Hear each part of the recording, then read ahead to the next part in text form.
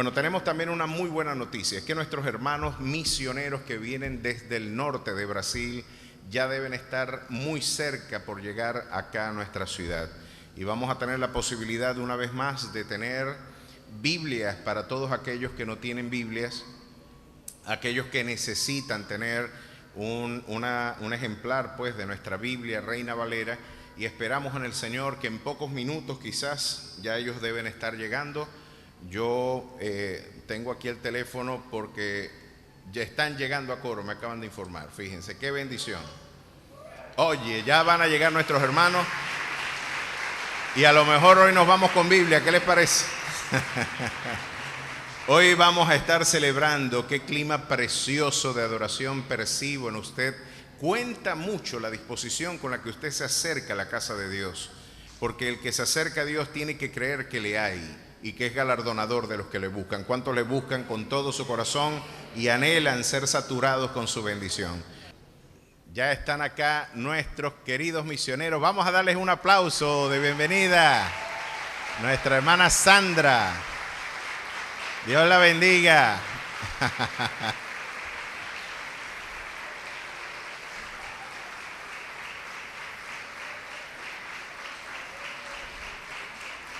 Que Dios bendiga a estos preciosos misioneros de la verde amarela. Dios les bendiga mucho. Nuestro hermano Gedeón, llegando a su casa acá en Venezuela. Dios te bendiga, mi amado hermano. Bendiciones.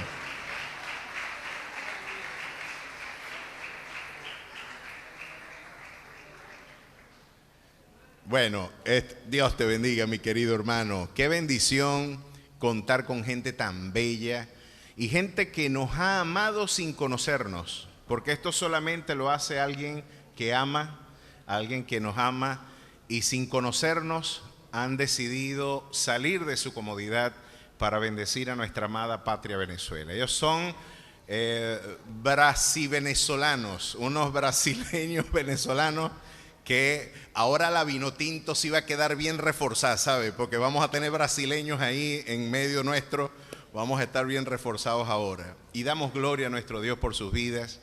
Gracias al Señor por esta diligencia y el amor que han puesto en nuestra amada patria Venezuela. Los hermanos adelantan un proyecto preciosísimo. No solamente este que ustedes están viendo, de llenar esta nación con la palabra de Dios, con ejemplares de las Sagradas Escrituras, sino que también nuestros hermanos han sido el refugio de miles de venezolanos que han tenido que emigrar por la frontera del sur de nuestro país y han encontrado en esta preciosa iglesia un lugar de refugio, de albergue, de cuidado, donde la esperanza, donde nuevas posibilidades de vida han encontrado nada más y nada menos que buscando quizás un horizonte económico. Muchos de ellos se han encontrado con el dador de la vida, que es Cristo Jesús. Así que Dios los puso a ellos en el camino, en la alcabala misma de la peregrinación venezolana, como un instrumento formidable para poder llevar una palabra terapéutica de transformación a la quebrantada y afligida Venezuela. La iglesia de ellos parece un campamento realmente como el que hoy vamos a ver, ¿verdad? También en Israel. Y yo no quisiera que los niños se fueran sin que ustedes nos saludaran. Aunque sea en un momento, voy a invitar a mi hermano Gedeón y a mi hermana Sandra que por favor, con un fuerte aplauso, vamos a darles la bienvenida y ellos nos den su salutación en el día de hoy. A graça e a paz, igreja, amém? A graça e a paz, o Abel pode traduzir? Não sei como que se cumprimenta aqui, mas lá no Brasil é a graça e a paz. Él no sabe cómo se saluda aquí, pero allá en la Iglesia Batista se saluda gracia y paz. É muito bom estar com vocês aqui nesse momento. Es muy agradable estar aquí con ustedes en este momento. Estava esperando esse momento para a gente chegar aqui. Estaba esperando este momento para que nosotros pudiéramos llegar hasta este lugar. Mais uma vez, não é fácil de chegar aqui nesse lugar. Una vez más, no es fácil llegar hasta este lugar. É desafiador. Es un desafío, mas chegamos. pero llegamos Para a glória de Deus. para la gloria de Dios. E estamos aqui. E pastor, Pastor, viemos compartilhar pouco também novamente a palavra venimos a compartir un poco más de la palabra com a igreja. con la iglesia. E estamos muito felizes. pastor. Estamos muy felices. E Deus assim nos proporcionou. Ele une não pessoas, mas propósito. Dios así nos proporciona porque Él no une personas, sino que une propósitos. E esse propósito já estava escrito antes da fundação do mundo. Y este propósito ya estaba escrito antes de la fundación del mundo. E queremos ser muito, muito bênção nessa igreja. Queremos ser muy, muy bendecidos aquí en esta iglesia. Eu sou o pastor Gedeão, Yo soy el pastor Gedeón. pastoreio a comunidade batista de Pacaraima, Soy el encargado de pastorear la comunidad batista de Pacaraima, fronteira com Brasil e Venezuela. frontera Brasil y Venezuela. Já dentro de casa já abrigamos mais de 8.000 venezuelanos. Dentro de la casa ya abrigamos a más de 8.000 venezolanos. Já enviamos para várias partes do Brasil, várias famílias. Ya enviamos para muchas partes de Brasil varias familias. Mais de 380 famílias. Mais de 380 famílias. Más de 380 familias. Já ouviram falar São Paulo, Rio de Janeiro, Paraná, Curitiba e São várias Paulo, Rio de Janeiro, Curitiba o muchas ciudades de no Brasil. Brasil. Vou passar para a Sandra aqui para elas. Bom dia, Buenos días, a graça e a paz, amém? gracia y paz. Amén. Nós estamos aqui porque amamos esta igreja Nosotros estamos aquí porque amamos esta iglesia e Deus nos trouxe aqui y Dios nos trajo aquí para que vocês para que tú façam parte hagan parte deste projeto, de este proyecto, semear para transformar. sembrar para transformar. Nós cremos Nosotros creemos no poder en el e poder na graça y en la gracia e na restauração y en la restauración para o povo venezuelano. para el pueblo venezolano. Nós cremos nisso Nosotros creemos en eso e por isso y es por eso chegamos aqui que estamos aquí com a Bíblia, con la a Biblia, palavra de Deus, la palabra de Dios, porque aí está porque ahí está a resposta la respuesta e a solução y la solución para o problema para el que problema está acontecendo que está sucediendo aqui no país da Venezuela aquí en el país de e Venezuela para todas as nações. y para todas las naciones. Nós cremos nisso. Nosotros creemos en esto. E quero agradecer Les quiero agradecer pelo acolhimento por recibirnos aqui. aquí. Obrigada. Gracias. Dios les bendiga. Un fuerte aplauso a nuestros queridos hermanos. Dios te bendiga. Dios les bendiga. Gracia y paz para esta preciosa pareja, nuestros queridos hermanos. Ya vamos a tener ocasión de escucharles bastante. Lucas debe estar vuelto loco por venirse para acá, me imagino, quiere dejar de predicar para estar acá con nosotros. Me dijo alguien que por favor le avise a Lucas que ya llegaron, para que no tenga yo después represalias en mi contra. Pero son muy amados nuestros queridos hermanos, amadísimos en el Señor, y hombres y mujeres que Dios ha empleado de una manera extraordinaria. Yo creo que ellos son un ejemplo de lo que la iglesia debe ser. Una iglesia con vocación misionera, una iglesia con vocación de servicio. No es nada cómodo, sin embargo es un desafío formidable, maravilloso. Yo creo que ni en sus mejores sueños pudieron haber pensado lo que Dios reservó en la eternidad de su amor a través del servicio que ellos adelantan en favor del pueblo venezolano y de todos los menesterosos de nuestra tierra. Que Dios bendiga este precioso ministerio y vamos a sumarnos con todo nuestro corazón también a ser multiplicadores de este maravilloso proyecto para la gloria de nuestro Padre. Hoy me ha dicho el pastor Gedeón que el propósito en última instancia de esta visita es poder bendecir a los que no son creyentes, los que no tienen Biblia. Es así, ¿verdad? Es así, ¿estoy en lo correcto? En mi modesto portugués yo pude entender y discernir esas palabras. les ha motivado. Muchos de nosotros ya fuimos bendecidos con un ejemplar de la Biblia. Sería un acto, un despropósito a los proyectos que hemos adelantado para alcanzar almas y vidas, usted tener 2 ejemplares innecesariamente en el anaquel de su casa. Usted debería estar usando la que ya tiene y cultivarla, leerla, porque eso es como un paracaídas, ¿sabe? Si usted no la abre, no va a ejercer su función. Así que no crea que porque tenga 2 ejemplares usted es más santo. Tiene que abrir la que usted tiene, trabájela, medite en ella, reflexione en ella. Y hoy vamos a priorizar a los hermanos que no tienen Biblia y a los hermanos que no son los nuevos creyentes, y en este caso las personas que hoy nos visitan y que son objeto de nuestra prioridad. Amén. Ese va a ser el propósito, y ustedes pues ya en su corazón meditarán también cada uno qué hacer. Vamos a abrir nuestras Biblias y yo les invito a que abra su Biblia, por favor, en el libro de Éxodo, continuando con nuestro estudio sobre la vida de Moisés. Estuvimos transitando por una extraordinaria experiencia de vida. Estuvimos transitando por la experiencia de las plagas que fueron auténticas labores de apología, porque cada una de estas plagas vino sin duda alguna a desafiar gran parte de las presuposiciones que el paganismo tenía y de las convicciones cosmológicas que le eran propios al pueblo de Egipto. En el mundo del Egipto antiguo, y esto es parte de una generalizada expresión cultural, los grandes jerarcas y líderes políticos eran interpretados como divinidades encarnadas.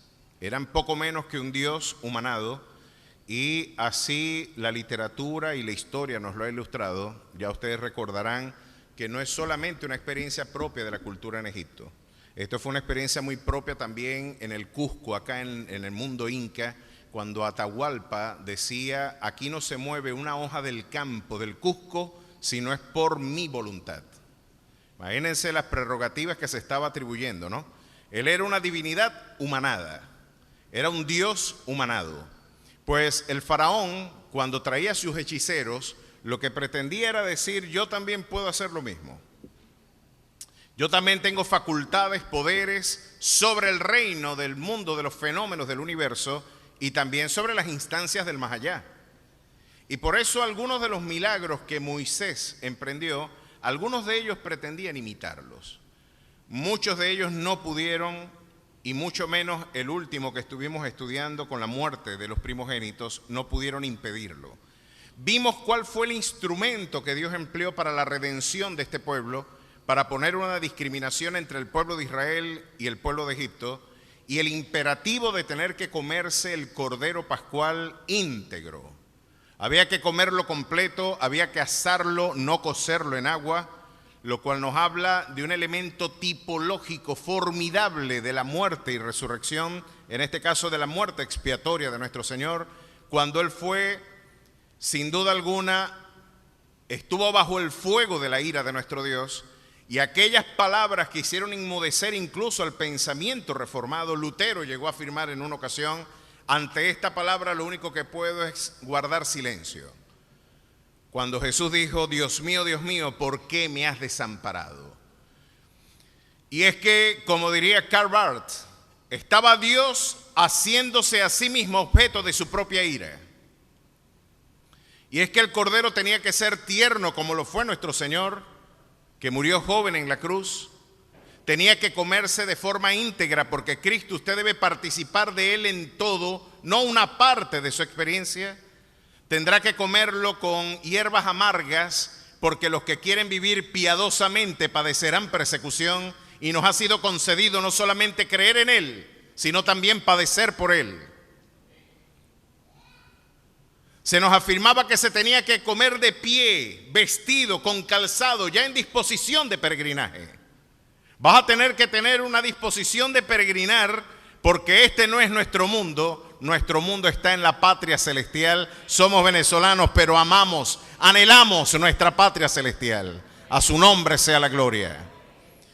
Pues esa Pascua ya fue sacrificada, y nuestro Rey y Salvador realmente, de alguna manera, fue la ilustración tipológica ya de este Cordero Pascual era nada más y nada menos que nuestro Rey y Salvador muriendo y padeciendo en la cruz del Calvario.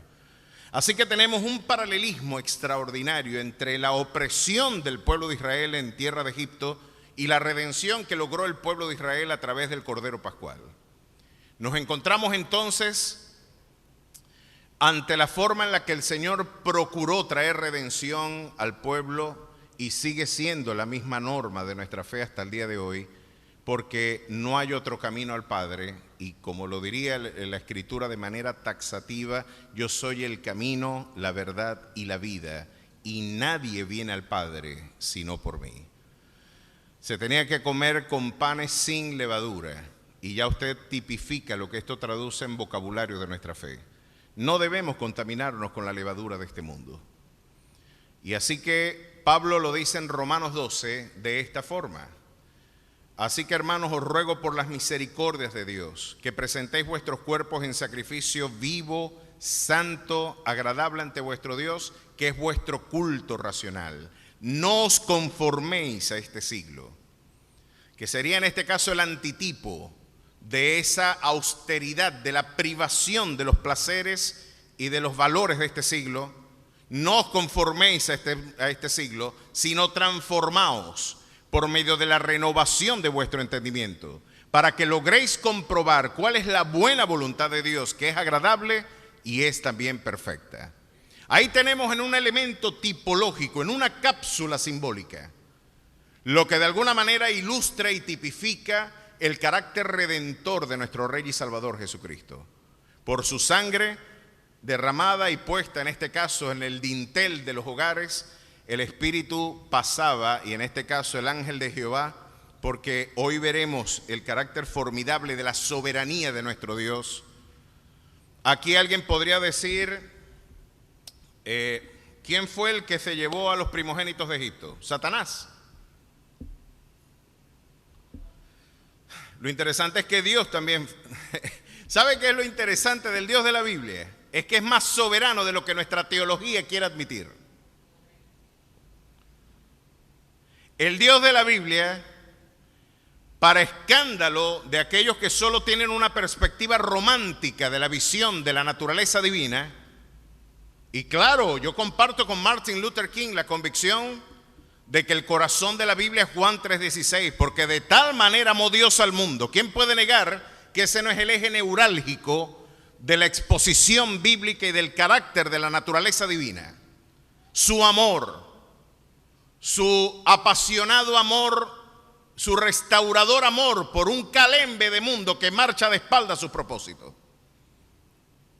Pero hay un Dios también, y esto sería una perspectiva sesgada de Dios, no poder entenderlo y no poder anunciarlo en toda la plenitud de su naturaleza.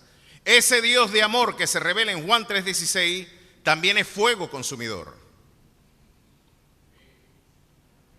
Quizás no tiene el marketing que debería tener esta concepción de la idea de la ira de Dios, que tiene la idea de un Dios que prospera, la idea de un Dios que sana, la idea de un Dios que ama, pero el Dios de la Biblia, como diría Ana en su cántico en 1 de Samuel capítulo 2 verso 6 en adelante: Jehová mata y él da vida, él abate y él enaltece, él levanta del polvo al pobre para hacerle sentar junto a sitios de honor. Porque nadie será fuerte, luego diría, por sus propias fuerzas. A su nombre sea la gloria. Este Dios soberano puso como criterio: lo que va a discriminar entre el pueblo de Israel y el pueblo de Egipto es la sangre que esté puesta en el dintel de esos hogares. Y hoy, por medio de esa sangre, hoy usted puede decir lo mismo. ¿Sabe que a usted vamos a tener una comunidad de detractores que de forma permanente pretenderán negar el alcance de la obra redentora de Cristo Jesús en nuestras vidas? Vamos a tener una comunidad de detractores, de personas que van a desconfiar de lo que realmente Cristo pudo hacer. Y quizás su corazón, que para la definición de Jeremías es perverso y es más engañoso que todas las cosas, así lo presentaba el profeta Jeremías, engañoso es el corazón más que todas las cosas y perverso, quizás usted tiene un ajedrez intelectual tratando de meditar en su mente cómo Dios puede sacar provecho de una vida deshecha como la mía, con una vida llena de un pasado vergonzoso, donde una onerosa carga está sobre mis espaldas. ¿Cómo Dios puede sacar provecho de una persona que es un lastre social, de una vida de pecados vergonzosa que incluso me da temor anunciar y en decirle al mundo quién era yo?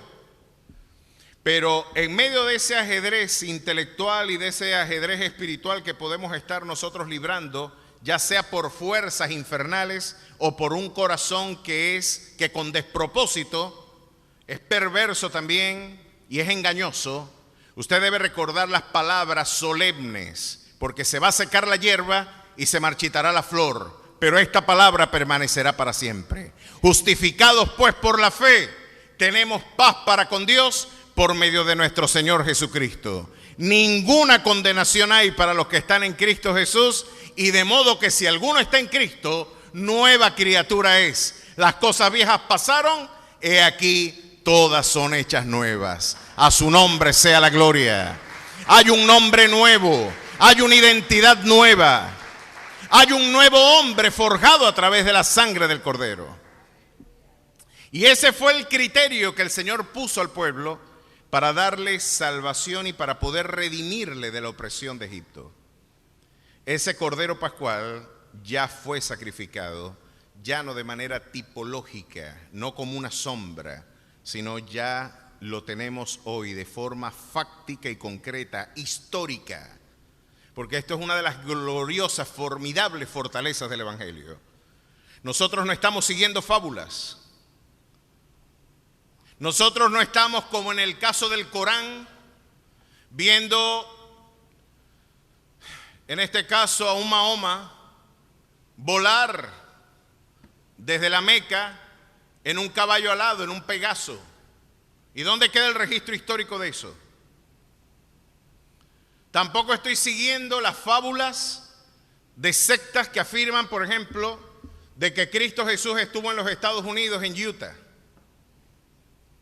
y que los indígenas de Utah tenían unos registros en unos bosques en donde la presunta visita de Jesús en los Estados Unidos, enterraron, y un sujeto llamado Joseph Smith dice que, confundido por la heterogeneidad de ofertas religiosas, se preguntó quién tendrá la razón, y un rayo de luz lo invitó a excavar en un lugar muy profundo del bosque. Parece que escarbó tan profundo que llegó al infierno.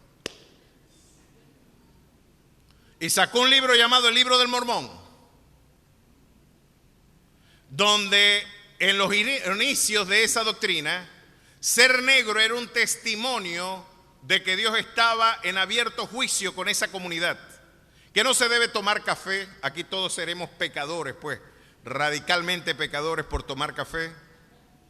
Y cuando usted le pregunta a uno de ellos, ¿y dónde está la evidencia histórica de la visita de Jesús? No, eso es un tema de fe. Te cierran con doble blanco. Esto es un tema de fe, esto no se discute. Y para algunos de nosotros, esa ha sido la respuesta del fideísmo, la forma en la que en el escapismo intelectual de no querer presentar defensa ante todo aquel que demande razón de nuestra esperanza, decía Pedro por allá en su primera epístola en el capítulo 3, verso 15, cuando nos negamos a presentar una defensa por la ignorancia supina o por el desconocimiento de la historicidad de nuestro libro, decimos, estos son debates de fe. Pero ¿sabe qué? Claro que tenemos un arraigo estrictamente vinculado a lo que la palabra del Señor enseña. Pero no debemos olvidar que hasta los detractores de Jesús dan fe y testimonio de su presencia en la historia. Hasta los que odiaban a Jesús han tenido que dejar plasmado en la historia un tal Jesús murió en una cruz y muchos dicen que resucitó.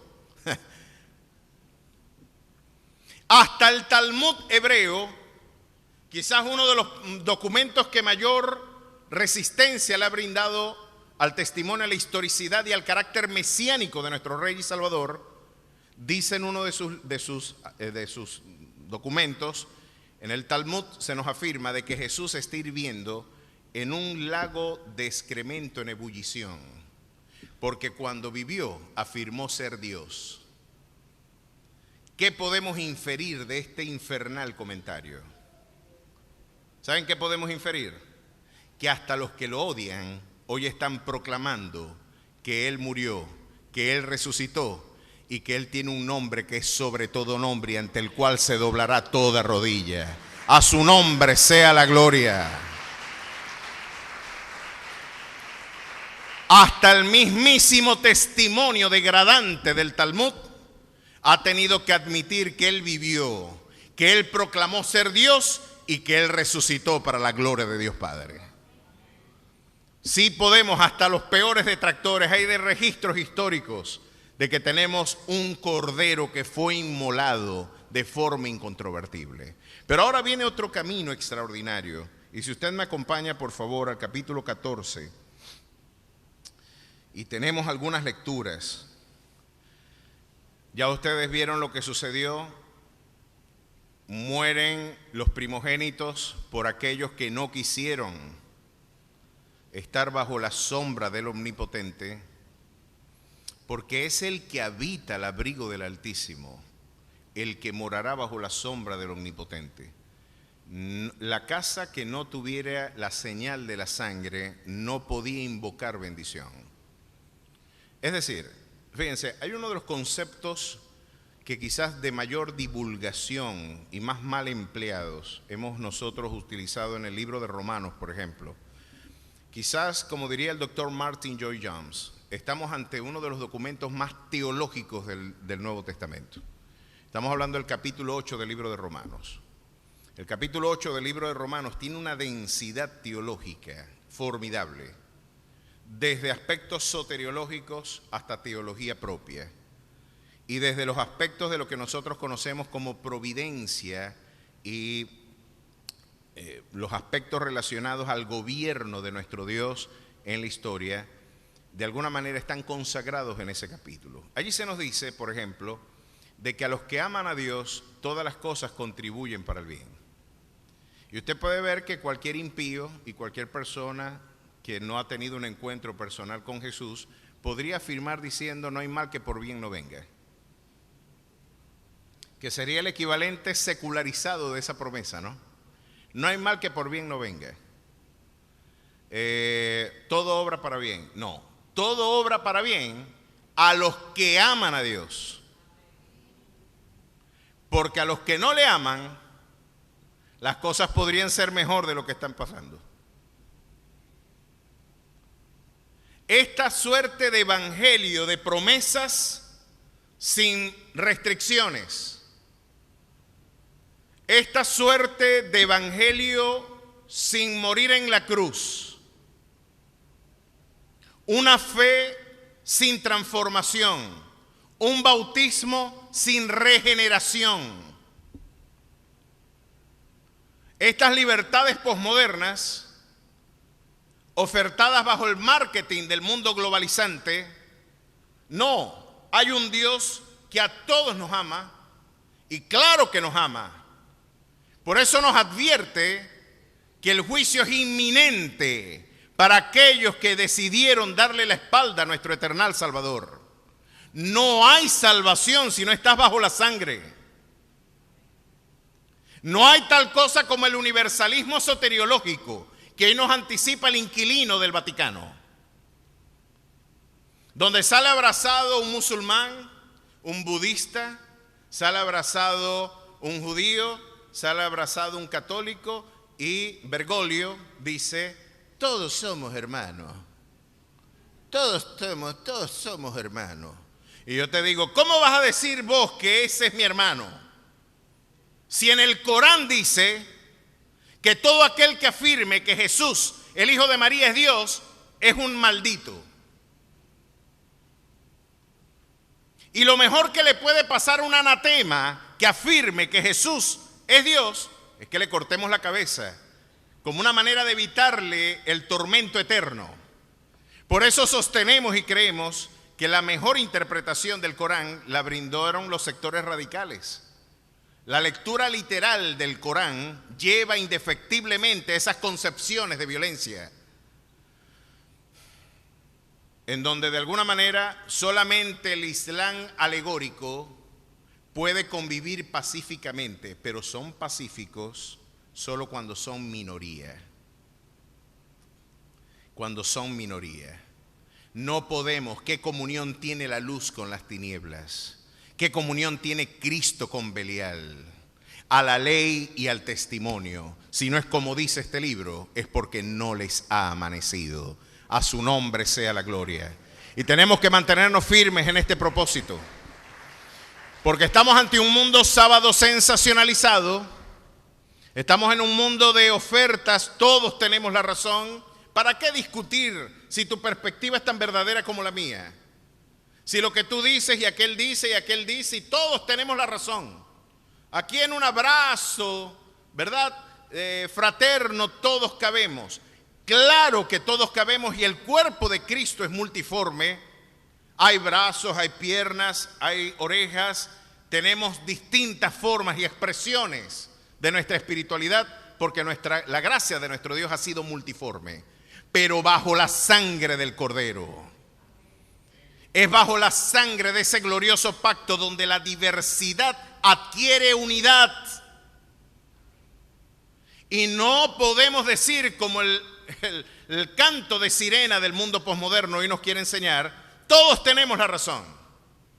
Pues si Cristo es verdad, el Corán está equivocado. Si Cristo es el camino, Buda no es el camino. Si Buda es el camino, Cristo entonces no lo es. El problema del mundo posmoderno es que no es coherente. Nos hemos fragmentado en una concepción ecléctica, en una concepción, parecemos un pasticho cultural. Y todo esto bajo la idea de que podemos, quizás es un clima más democrático, tener una concepción donde la relativicemos la verdad. Pues la verdad es que relativizar la verdad, como nos lo advertía C.S. Lewis, lo único que puede adelantar son movimientos totalitarios. Porque si yo puedo decir que amarnos es verdad, crear campos de concentración también tiene una legitimidad política, porque después de todo, todo es relativo. Pues lo que trae libertad al hombre es la abandonada, la maltrecha forma en la que el mundo de hoy quiere desconocer a la verdad del Evangelio. Y conoceréis la verdad, y la verdad os hará libres. A su nombre sea la gloria. No hay otro criterio para encontrar libertad. Y quisiéramos tener algo más diplomático que decir. A lo mejor sería más diplomático y desprendería mayor entusiasmo decirle a la gente que todos tenemos la razón. Pero la angustiante condición de la búsqueda del hombre es que no puedes tomar cualquier camino. Y esto es algo que podemos demostrar hasta en forma lógica. Ya Aristóteles afirmaba cuando fundaba los principios, las estructuras formales del pensamiento formal del hombre, de la estructura sintáctica del pensamiento, de que una premisa verdadera universal y una premisa universal falsa, ambas no pueden ser verdad al mismo tiempo. Tú no puedes decir, es de día y no es de día. Es de noche y no es de noche, y las dos son verdad. No, hermano, yo lo amo y no lo amo. Yo estoy limpio y no estoy limpio. A buen loco. Como dicen, a buen loco vos. Así que dicen en coro. Aquí, a buen loco vos. Así dicen aquí en coro. En Maracaibo ponemos el vos primero. Vos estáis loco. Vos estás loco. Vos lo que estáis es loco. Aquí, vos estás loco vos. Limpio y no limpio. Y las dos verdaderas. Es de día y no es de día y las dos verdaderas. Jesucristo salva y no salva las dos verdaderas.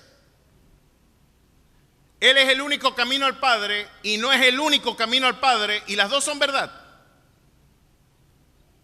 Pues hasta las ciencias formales demuestran que dos premisas universales contradictorias, ambas no pueden ser verdad al mismo tiempo.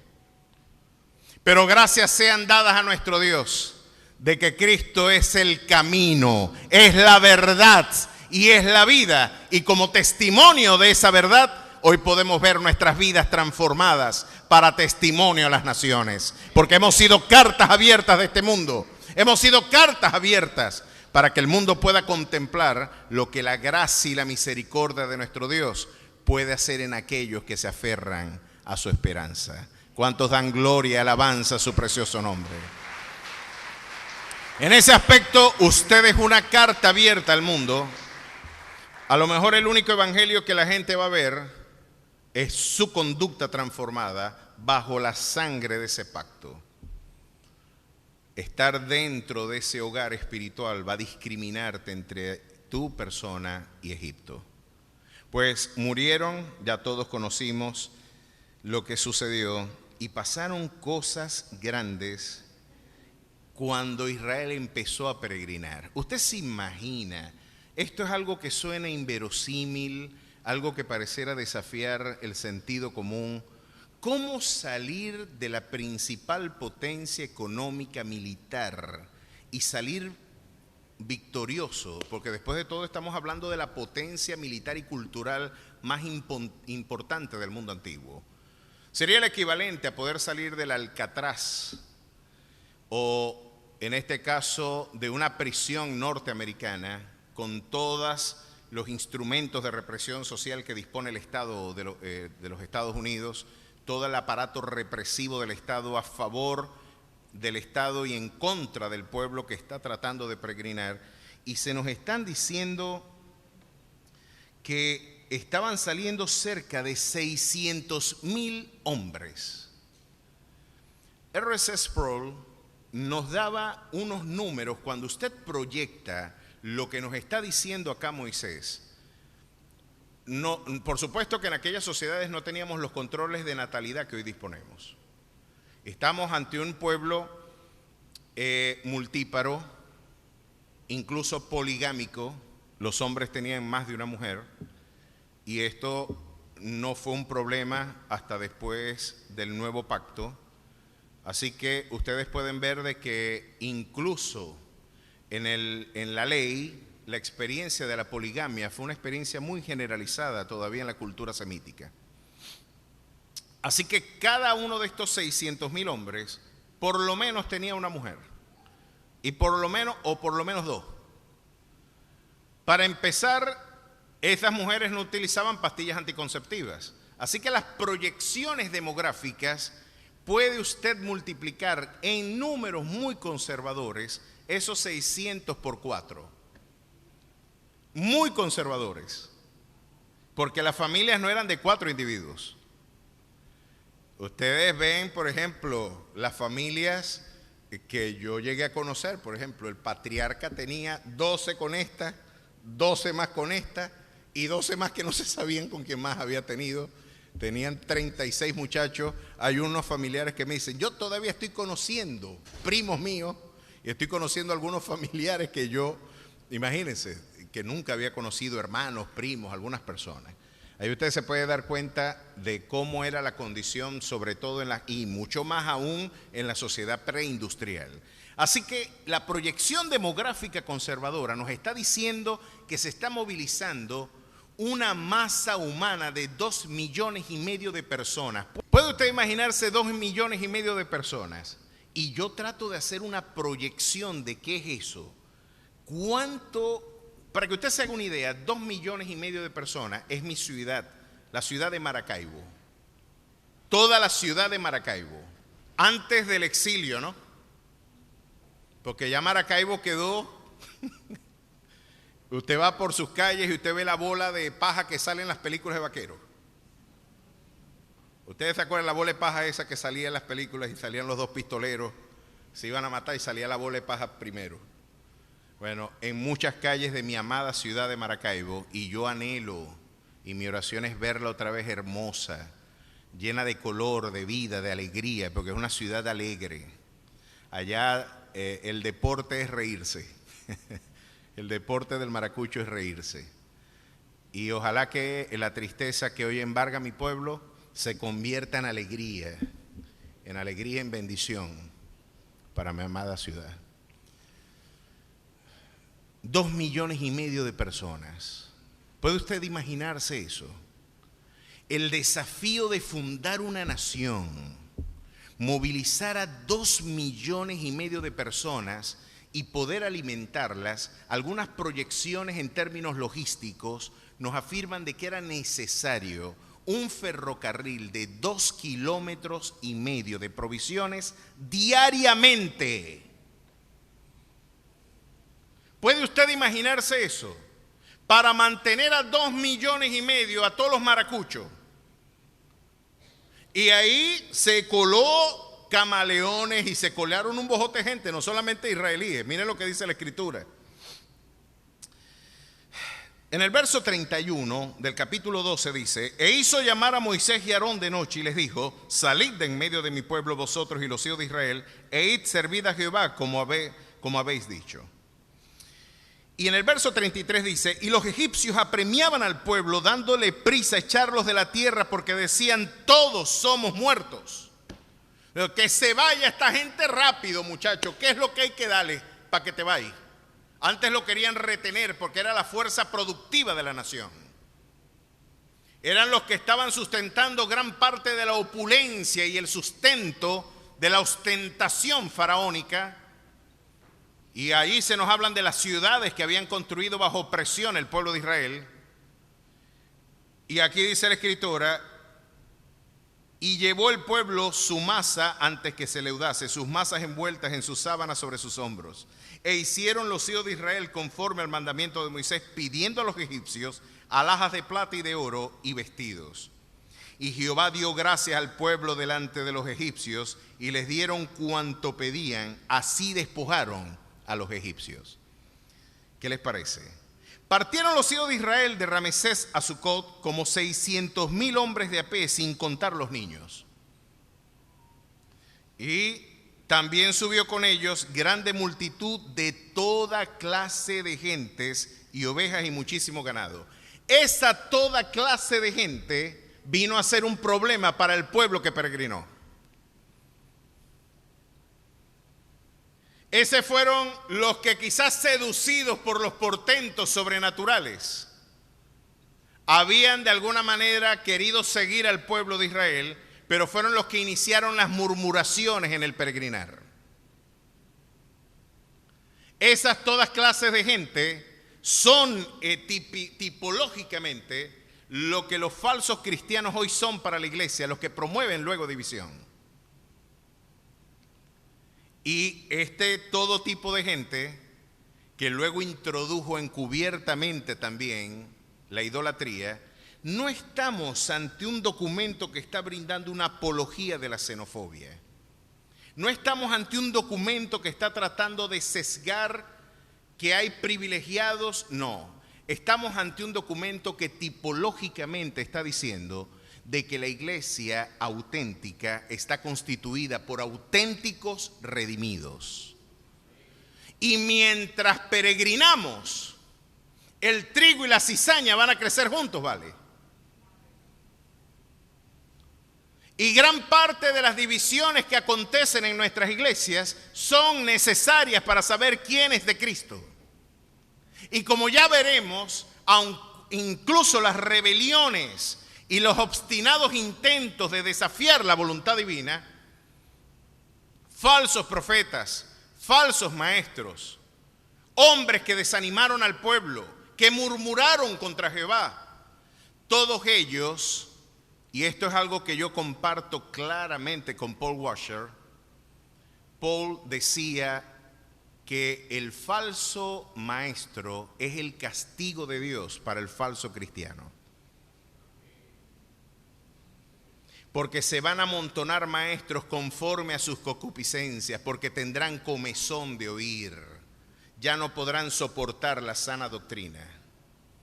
No, háblame de algo nuevo. Y al igual que los atenienses en el Areópago, en el capítulo 17 del libro de los Hechos, no tendrán otro oficio sino querer escuchar lo nuevo. Son esnovistas. Queremos escuchar filosofías. Somos catadores de oradores, de expositores. Están más preocupados por el performance que por la auténtica substancia del Evangelio. Pues se colaron algunos de entre ellos.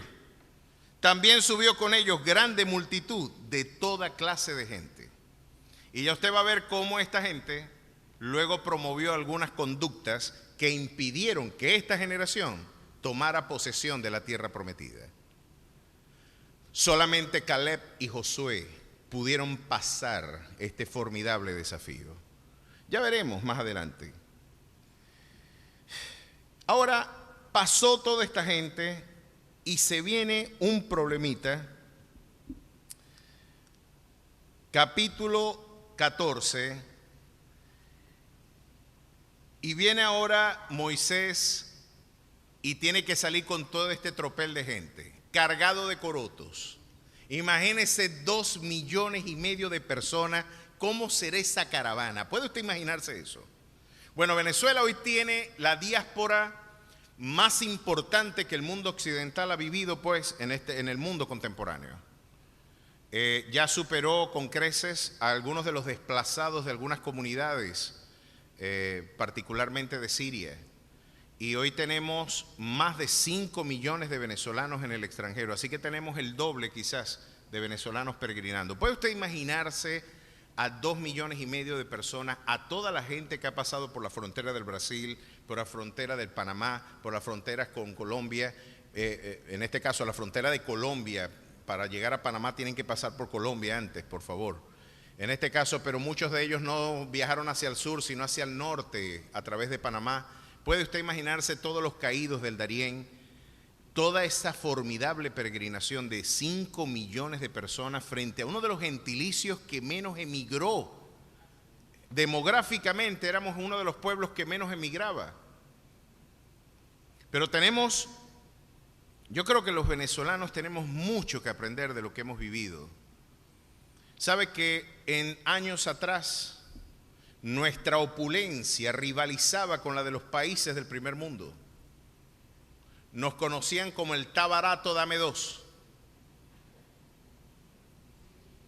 ¿Se acuerdan de los personajes de la Radio Rochela? Jorge Tuero, de ilustre memoria, Jorge Tuero y el terror del llano.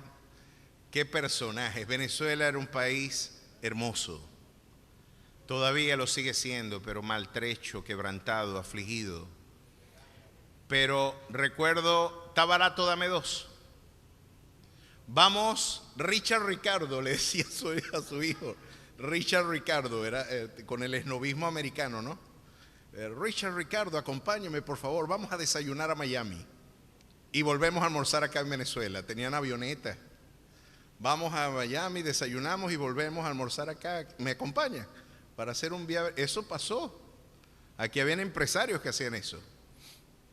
Vivíamos en la llamada Venezuela Saudita, donde una formidable fortuna, Arturo Larpietri, más o menos nos dio un cálculo del equivalente al ingreso petrolero de la mal llamada Cuarta República, o si la quieren llamar taxonómicamente, es una taxonomía sociológica y politológica hoy debatible. Pero en medio de esa taxonomía, los ingresos que tuvo Venezuela en ese periodo histórico fueron el equivalente a 7 planes Marshall. Un plan Marshall era el plan económico que se adelantó para la rehabilitación económica, política y cultural de la Europa después de la Segunda Guerra Mundial.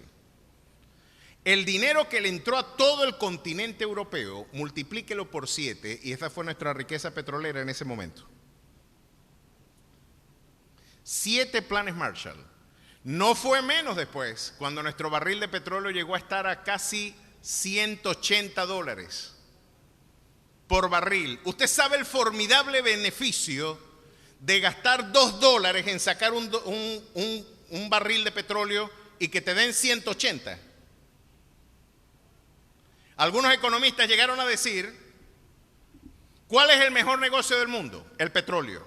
Y el segundo, el petróleo mal administrado. Porque hasta mal administrado da cobre.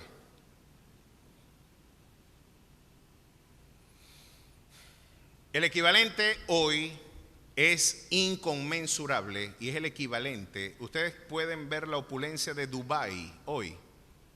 Era la misma cuota petrolera con los mismos precios del petróleo. Y hoy con esos ingresos están construyendo hasta islas artificiales. ¿Qué nos enseña lo que hoy estamos viviendo?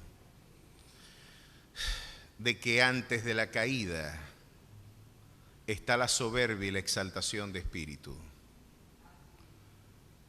De que poner nuestra confianza en nuestros propios recursos, en ese espejismo de la presunta autonomía, en esa prerrogativa de que yo debo ser algo formidable por todo el bien que me acompaña. Si hay algo que hoy tenemos que aprender, es que no vencemos ni con ejército ni con fuerza. No es con nuestras habilidades y competencias profesionales, académicas, no es ni siquiera con los recursos que disponemos, porque estamos muriendo de hambre en un mar de petróleo.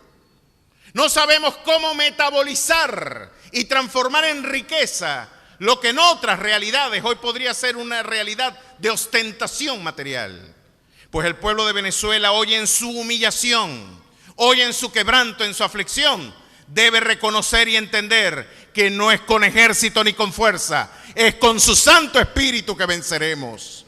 Es solamente con esa gracia redentora, no a nosotros, sino a ti debe ser la gloria. A su nombre sea la gloria.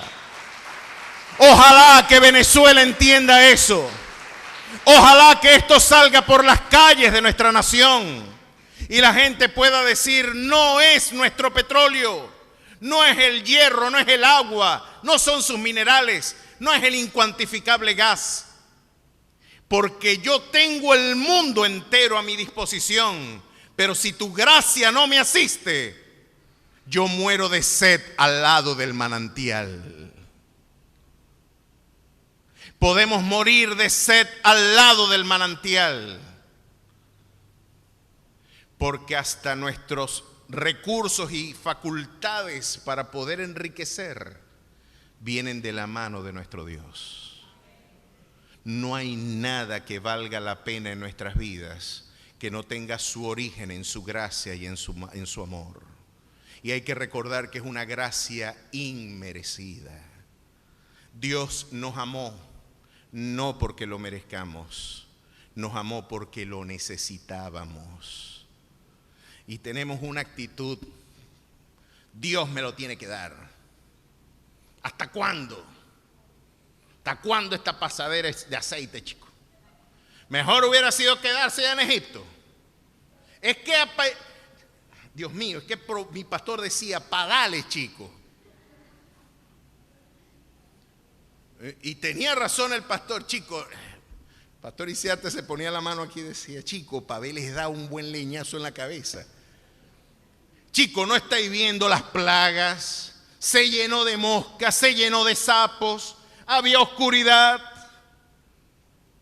langostas, granizo, murieron los primogénitos.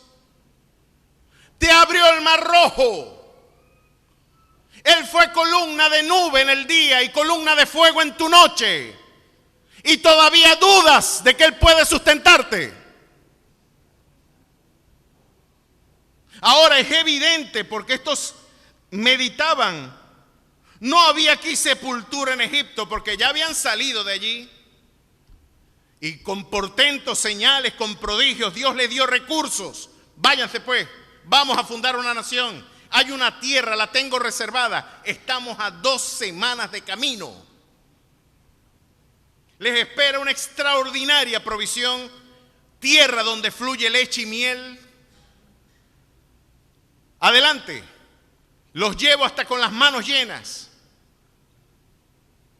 Y llegó el episodio donde Faraón, que es tipo de Satanás, porque por supuesto que Satanás no se va a dar por vencido, pero en su delirante condición, él también piensa que es Dios. La arrogancia de Satanás descrita en Ezequiel 18, en Ezequiel 28, de alguna manera nos deja algo muy interesante que entender. Cuando Satanás comenzó su rebelión, él decía, seré semejante al Altísimo. Eso es un acto de ignorancia supina. Yo le pregunto, porque esto es un acto, por supuesto que es un acto de delirio, es un acto de enajenación, ¿qué criatura participa de las cualidades incomunicables de la naturaleza divina? Omnipotencia, omnipresencia y omnisciencia. O sea, es un acto delirante. Sin embargo, la necedad, otro texto que a mí me deslumbra en términos de necedad, es cuando las naciones todas, después de ver los portentos, señales y prodigios, porque el que ha de venir vendrá y no tardará, ¿cuántos así lo creen? Hermanos, es más evidente que nunca que nuestro rey volverá. Y la escritura dice en el profeta Zacarías que él pondrá sus pies en el monte de los olivos y se separará el monte en dos y todo ojo le verá y verán que viene en las alturas aquel al que traspasaron. Y dice la escritura, y harán lamento de él como se llora por hijo primogénito. Usted puede ver la necedad de la condición humana. Estás viendo un portento sobrenatural. Se abrirán los cielos como pergaminos y verás al verbo de vida humanado volver con poder y gloria. Y dice, y se reunirán y harán guerra contra el Cordero. ¿No les parece una necedad hacer eso? Chico, búscate una pelea pareja. Una pelea pareja. No le vaya a pasar a usted. Yo creo que hubo mucho más sensatez en la iglesia La Cruz. Teníamos un hermano que medía como 2 metros. Alzaba pesas desde los 15 años. Era igualito a Evander Holyfield, nuestro querido hermano Ballesteros. Él hacía sus devocionales a las 5 de la madrugada, estaba el hermano Ballesteros con su devocional, escuchando la palabra del Señor, alabando y levantando 130, 200 kilos en pecho. Y estaba haciendo sentadillas. Era un físico-culturista y no, para rematar era boxeador. O sea, el que agarraba muchachos. Y una vez saliendo del culto, salimos del culto y se nos hizo tarde la cuestión. Y se congestionaba la iglesia cuando salíamos de la iglesia La Cruz en Maracaibo. Salíamos y un carrito se le atravesó y quiso pasarse con él y él metió el carro para que no le vulneraran su derecho y el tipo se ha bajado del carro y le dio un golpe en la capota así. Bájate pues. Y se quitó la franela. Bájate, bájate. Dale pues, venite pues. Y se ha bajado ese negro muchacho que había apretado en el carro, se bajó, estaba en franelilla porque estábamos trabajando en la iglesia, y cuando el tipo lo vio, dijo, no manito, vos no aguantáis juego, chicos, esto era nada más jugando, esto era nada más para... A lo que vio muchacho dijo, no chico, yo no chico, negrito, vos no aguantáis juego.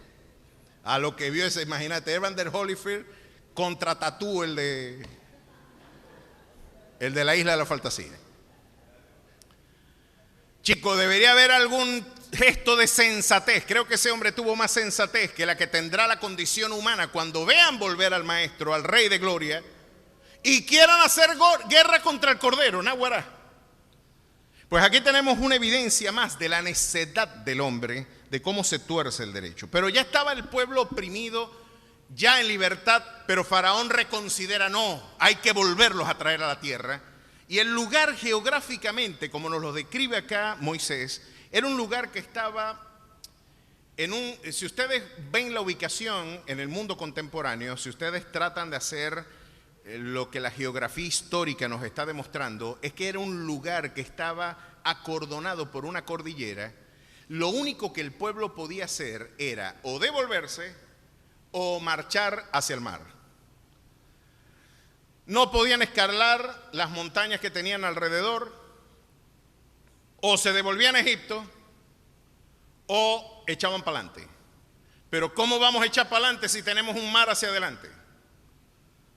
Es inverosímil el escenario. Vimos portentos, señales y prodigios para morirnos así. ¿Para dónde vamos a agarrar? Ya Faraón se puso bravo. Ahora sí estamos liquidados. Y miren lo que dijo, y es nuestra actitud permanente. Cada vez que tenemos dificultades, nos olvidamos de todo lo que Dios hizo. Qué suerte de Alzheimer espiritual tenemos. Se nos olvida.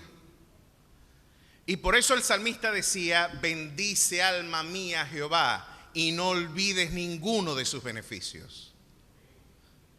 Bendice alma mía a Jehová, no te olvides de lo que él hizo. Y en un momento el salmista Asaf también llegó a afirmar, enfermedad mía es esta, haré memoria de los años de tu prodigio, traeré a memoria lo que tú hiciste ayer.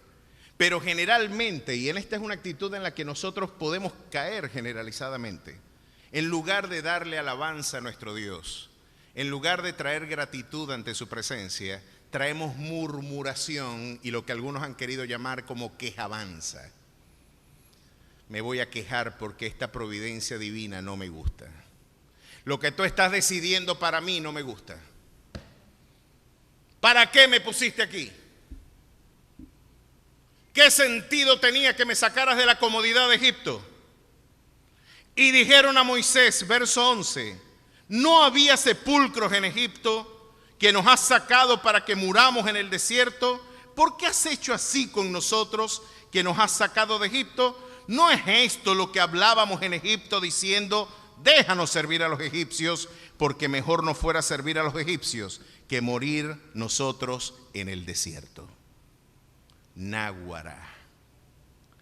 Mis queridos hermanos, y cuando Faraón tú lo tienes a tu espalda y lo que tienes delante es un mar que impide tu peregrinación, usted tendrá que elegir qué actitud tendrá frente a esas circunstancias. Usted decide alabar, confiar, reposar. Después de todo, esta gente estaba sufriendo por incredulidad.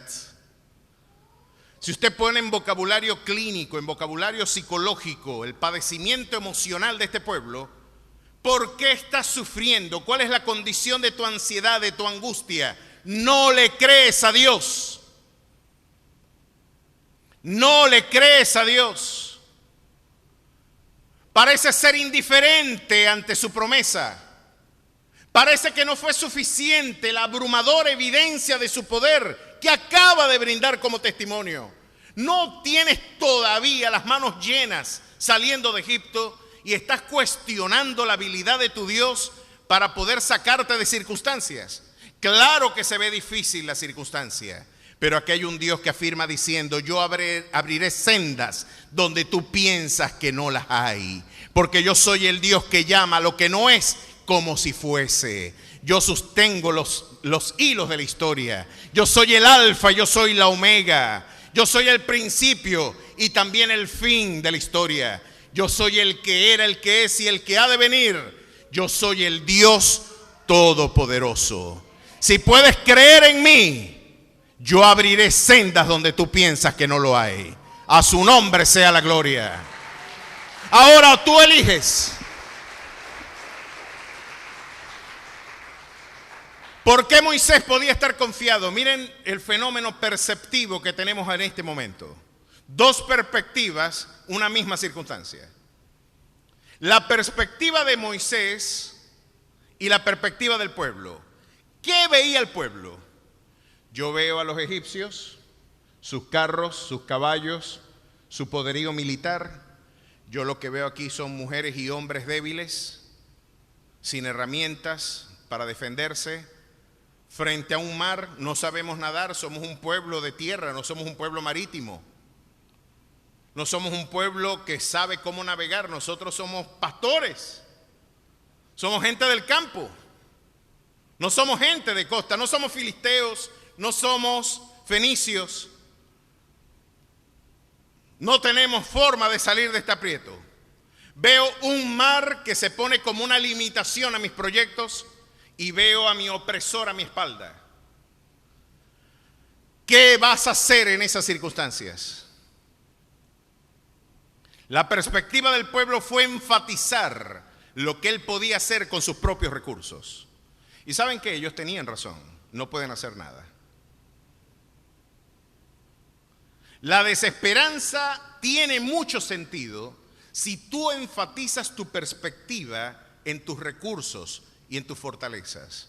Sabes que es desalentador, y esto es un poco de terapia de la realidad. No somos tan buenos como pensamos. No tenemos en nosotros los recursos como la autoayuda enfatiza y nos quiere hacer pensar que sí, el poder está en mí, de que los recursos están a mi disposición, de que yo soy el que tiene las facultades en sí inherentes a su propia constitución. No. Moisés ahora nos va a dar una cátedra. Mira cómo se pasa un mar y mira cómo se afrontan los desafíos. Este Dios prometió, este Dios cumplirá. Porque el cielo y la tierra pasarán, mas su palabra nunca pasará. A su nombre sea la gloria. Se va a secar la hierba, se va a secar la flor, pero la palabra de Dios permanecerá para siempre. Esa palabra no va a cambiar. Ese Dios es el mismo ayer, hoy y por los siglos. Ese Dios invita, paga. Él abre puertas que nadie puede cerrar y cierra puertas que nadie puede abrir. Yo voy a peregrinar como viendo al invisible. Yo voy a mirar su trono. Voy a ver un Dios que es imposible que mienta. Él no nos trajo hasta aquí para volver atrás. Nos trajo aquí a poseer la tierra que Él nos dio. Así que si hay un mar, no sabremos cómo nos pone. Si el faraón llega, nos va a poner un Sukhoi, un avión Hércules aquí. Y vamos a pasar a la otra orilla, porque el Dios que lo prometió lo va a cumplir. El cielo y la tierra pasarán, mas su palabra nunca pasará. Yo le alabo, yo le exalto, yo le glorifico. Yo llevo fruto de labios que confiesan su nombre. Reconozco que su poder es suficiente. No voy a mirar mis fuerzas, miraré las de Él. Miraré los recursos que son infinitos en su poder, en su omnipotencia, en una naturaleza que no comunicó a la creación. Esos atributos incomunicables son los que hoy están a favor de su pueblo. Y miren lo que pasó. Mis queridos hermanos, no quiero pasar de aquí sin antes advertir que aquí esta gente dio el primer fruto de lo que no debe ser el peregrinar en la vida espiritual. ¿Saben qué? Estos últimos días han sido complejos y difíciles en términos económicos. Yo desde el segundo semestre del año pasado y lo que va de este semestre del año, estamos viviendo como viendo al invisible. Y quizás, miren, tengo que dar como testimonio esto. Dios prometió que Él iba a suplir todo lo que falta en nuestras vidas conforme a sus riquezas en gloria, ¿verdad que sí? Amén. Y así ha sido. Lo que me duele y lo que me ha sorprendido ha sido ver el escaso y precario compromiso que algunos han tenido para impulsar la agenda que Dios nos comisionó. Quizás lo que me advierte como pastor es ver la indiferencia cuando se convoca a la gente para empujar la obra. Y sé que todos estamos en estrechez económica, pero creo que vamos a seguir igual si no cambiamos de actitud. Creo que nuestras realidades no van a cambiar si no empezamos a ver las cosas que Dios prometió y hacer las cosas a la manera de Dios. 100% es más que 90%. Alguien podría dar, yo doy a mi Señor el 20% de mis ingresos. Otros dirán como Palmolive y la gente de Colgate. William Colgate daba el 90% de sus ingresos a la obra y vivía con el 10%. No sé cómo usted ha hecho arreglos con Dios, porque el Señor en el nuevo pacto no nos ha impuesto el criterio legal de cuál debe ser la medida. Nos dijo que debemos dar conforme cada uno haya prosperado, de con generosidad en su corazón. No por imposición o por obligación, porque Dios ama y Dios bendice al dador alegre. Esa es otra cosa. Pero alguien podría decir, es contra el sentido común pensar que me puede ir mejor con el 90% que con el 100%. Pues yo estoy seguro que si no adelantamos y creemos que el Dios de nuestro mañana, el Dios del maná, el Dios de la provisión, si usted no cree que Dios hará provisión, sino que con mezquindad usted pone en alto su nido para preservarlo, pensando que su habilidad y su fuerza, el que lo va a preservar usted del maltrecho quebranto económico que hoy vivimos, usted está equivocado. Honra a Jehová con tus bienes y con las primicias de todos tus frutos. Y este Dios se compromete en bendecirte, en llenar tus despensas y en rebosar tus lagares, porque has sembrado en tierra próspera, nada más y nada menos que en la obra del Señor.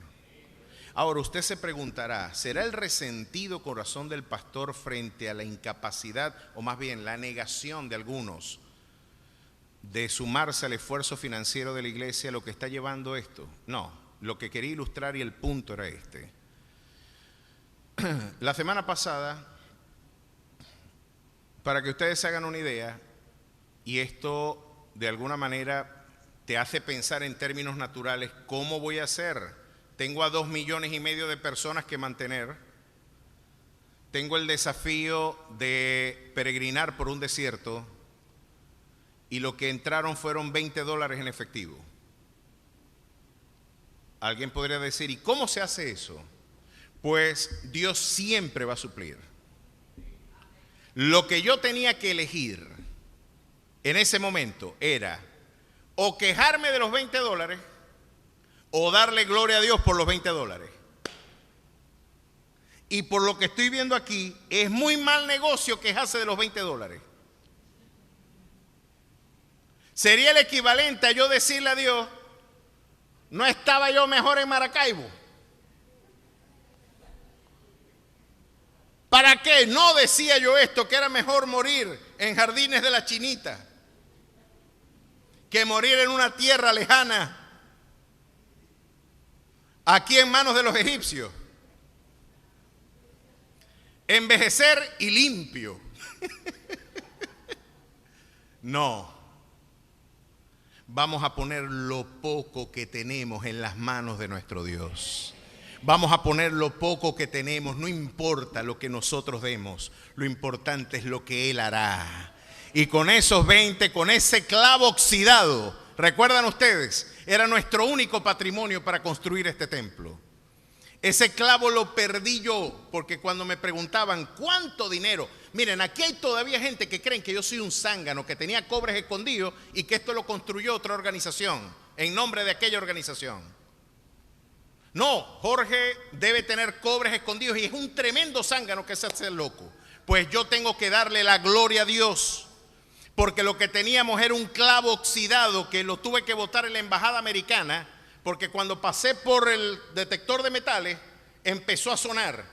Y después que yo le había dicho a Andreina y a yo, a ustedes quítense todo lo que tienen aquí, que nos van a echar para atrás por esos zarcillos y por esas. Cuando pasé yo, nos metieron presos, fue por mí. Y yo, ¿y qué suena así? Y dice el gringo, ay, tú tienes un tornillo aplastado en la punta. Eso es para matar, imagínense, con la neurosis que tenían de los terroristas. Y yo tratando de explicar, no, este era y uno lleva que decir, el clavo con el que yo hice la iglesia. Anda, toma ese clavo y te me vas y pones eso fuera de la embajada de los Estados Unidos de América. Salí yo así, muchachos, con el tornillito, el clavito, y lo puse ahí y se me extravió. Pero lo único que esta iglesia tenía en su haber era un clavo oxidado. Y hoy estamos en un espacio digno, hermoso y agradable, porque pusimos ese clavo en las manos de nuestro Dios. Y la debilidad se convirtió en triunfo y en bendición. Y cada semana, cada día, cada viernes, Dios traía provisión. No la teníamos. Y yo me imagino que era la misma pregunta de Moisés. ¿Qué hay en mi haber? 2 millones. Me piden comida, me piden pan, ahora piden agua. Y me están diciendo que era mejor morir, que el proyecto, la visión no era la idónea. qué desafío. Pero te voy a dar un consejo. No te quejes. Yo le puse un frenazo a estas 2 últimas semanas porque me puse igual que Israel a ver lo que estaba en mi haber. Decía, chico, ¿cómo hago? ¿Y cómo pago? ¿Y cómo adelanto? ¿Y cómo diligencio los proyectos? ¿Y saben qué? La vida en la fe no es como en el mundo natural se enseña. Moisés aquí, yo me imagino que como un predicador tenía que quedar bien delante de la gente. El Señor dijo que abriría el mar. No temáis y estad firmes. Se tuvo que tirar un sermón, porque ya lo iban a linchar. Y ya la gente dijo, nos vamos a morir así, para eso nos trajiste. Miren, esto no es una evidencia de victoria, esto es un drama. Nos vamos a morir todos acá por haber hecho lo que tú dijiste que hiciéramos. Imagínense el peso de la responsabilidad social, política, espiritual que reposaba en los hombros de Moisés. Y él se tiró este sermón.